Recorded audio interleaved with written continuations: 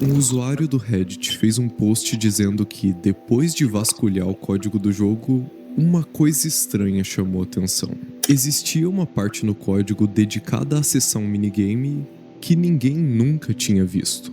Isso parou a comunidade por meses. Na época, todo mundo era obcecado em ir atrás desse tipo de detalhe, muito porque o Scott chegava a esconder informações até mesmo no código-fonte do site dele. Mas tudo o que veio desse esforço foi frustração. Ninguém fazia a menor ideia de como acessar o suposto minigame secreto. Não existia nenhuma pista, nada que pudesse ajudar. Com o tempo, a comunidade foi se conformando que aquilo era uma parte do jogo que não foi usada pra nada e o Scott só esqueceu de remover. Pelo menos até agora. Alguns meses atrás, esse mistério voltou a me fazer quebrar a cabeça por conta de um outro minigame secreto que a comunidade voltou a discutir: Chica's Secret Party. Não convém aqui entrar muito nesse assunto, mas resumindo, Chica's Secret Party era um suposto minigame que aparece em um dos guias, mas que nunca foi visto nos jogos. É um detalhe estranho demais para ter sido sem querer.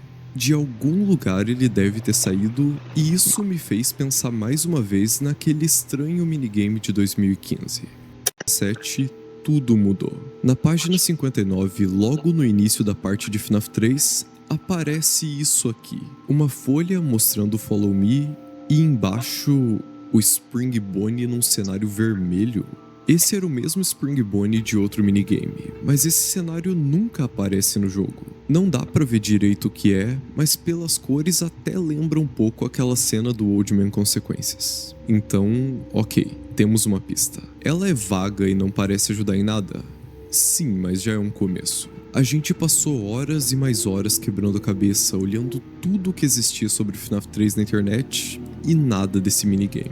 Mas foi aí que eu percebi que a gente estava cometendo um grande erro. Não fazia sentido investigar um mistério de mais de 10 anos atrás com o pensamento que a gente tem hoje. As coisas eram, obviamente, muito diferentes em 2015. Quando eu disse isso, na mesma hora me veio uma sacada: os teasers. Na época, o Scott escondia vários e vários segredos em cada teaser novo.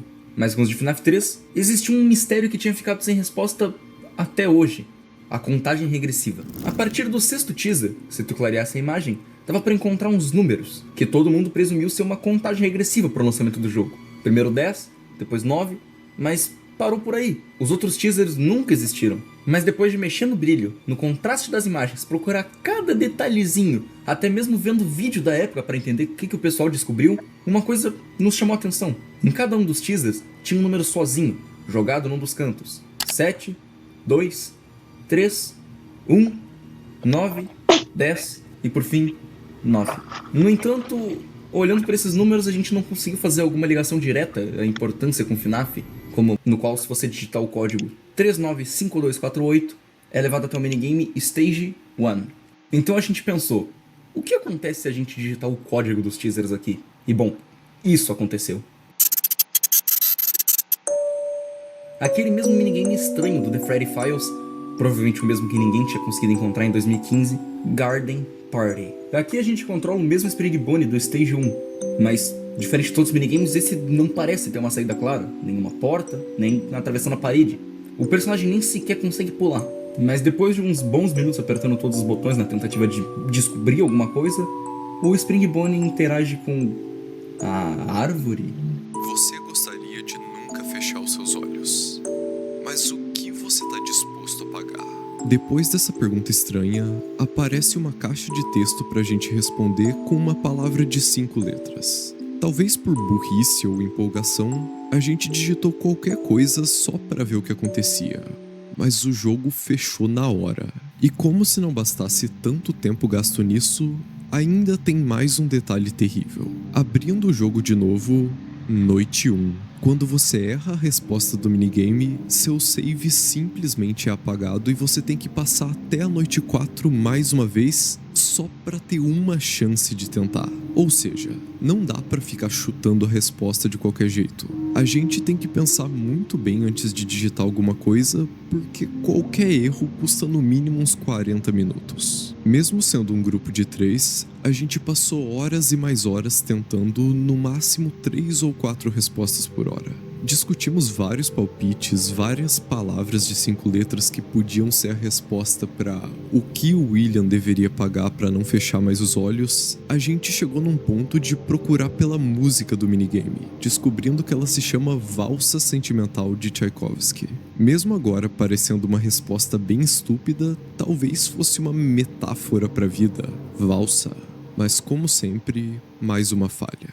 Junto da frustração de ter perdido tanto tempo e, a pior parte, não fazer a menor ideia de como prosseguir com uma resposta satisfatória para tal pergunta, apenas restava direcionar mais atenção ao minigame e cautelosamente fazer uma análise mais detalhada. Antes de qualquer coisa, o que temos aqui? Nós temos o coelho amarelo, uma paleta de cores avermelhada forte, uma árvore sombria e enigmática. Bom, isso de alguma forma te lembra algo? Francamente, a resposta deveria ser bem ambígua, visto que a história de Five Nights at Freddy's propositalmente utiliza de diversos elementos simbólicos ou psicológicos para instigar o jogador a pensar em alguma associação com base nas outras mídias desse mesmo universo. De todo modo, é possível ligar esses fatos ao minigame do Old Man Consequences, considerando a presença de árvores e muito vermelho.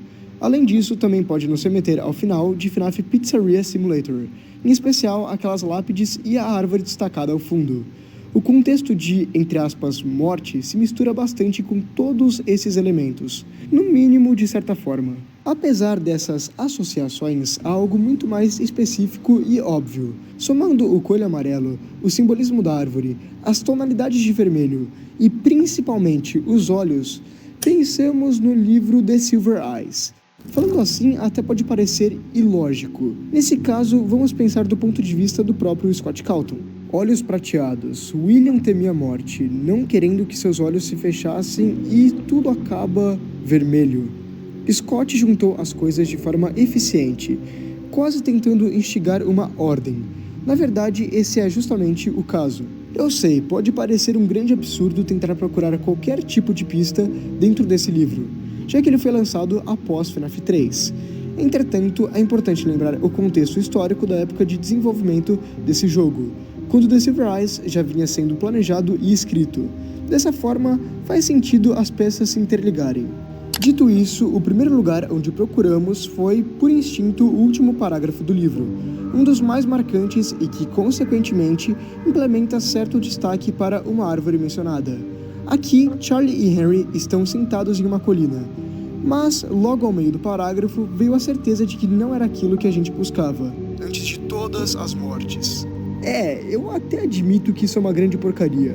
Nada indicava ser aquilo, nós precisaríamos olhar alguma menção anterior, procurando o preço com o qual William teria de arcar.